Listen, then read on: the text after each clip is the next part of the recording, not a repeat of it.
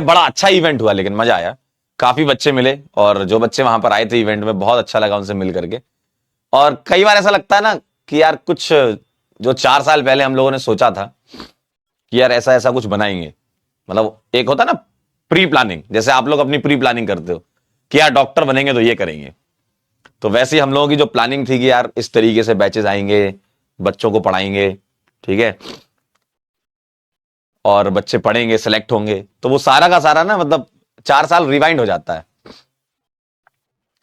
और स्टार्टिंग में तो बहुत ज्यादा लोग थे ही नहीं, हम ही लोग थे।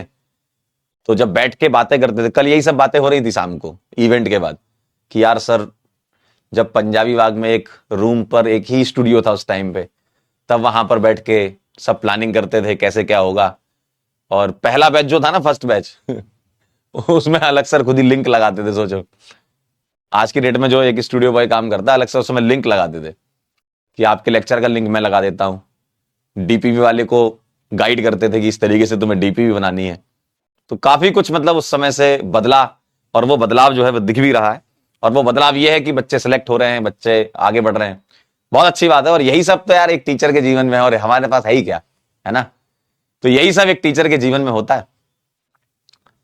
तो बहुत अच्छा लगा वो 4 साल पुराने किस्से सब याद करे जब सब लोग बैठे थे साथ में, बड़ा मजा आया।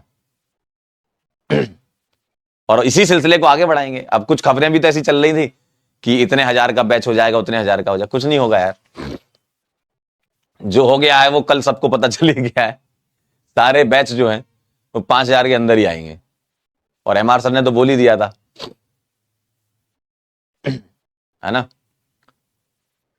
तो उसकी आप चिंता ना करें।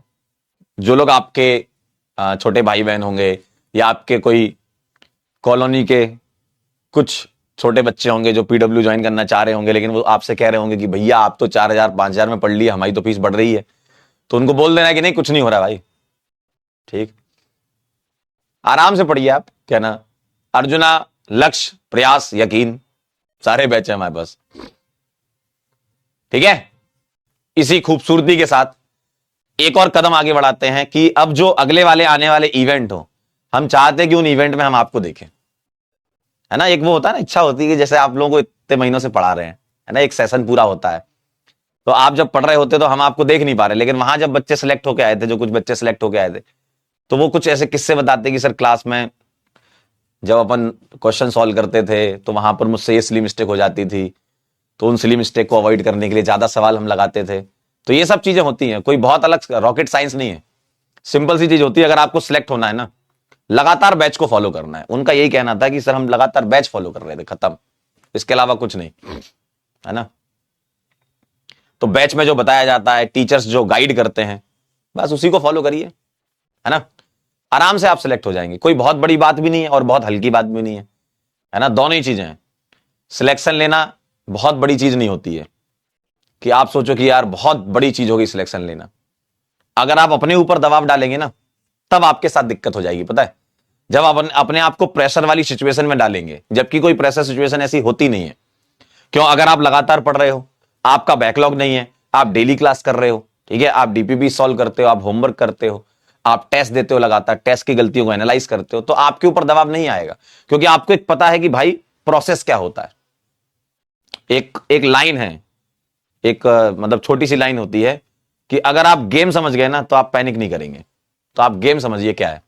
गेम ये है कि आप जो टेस्ट में देखते हैं, जिस टाइप के सवाल देखते हैं, उस टाइप के सवालों को आप कहते हैं ना कि सर टेस्ट में नंबर नहीं आते, क्योंकि वो सवाल थोड़े से घुमा फिरा के आ जाते हैं। कुछ तो डायरेक्ट आते हैं, लेकिन कुछ सवाल घुमा फिरा के आ जाते हैं, आप नहीं सोच पाते उस लेवल पे।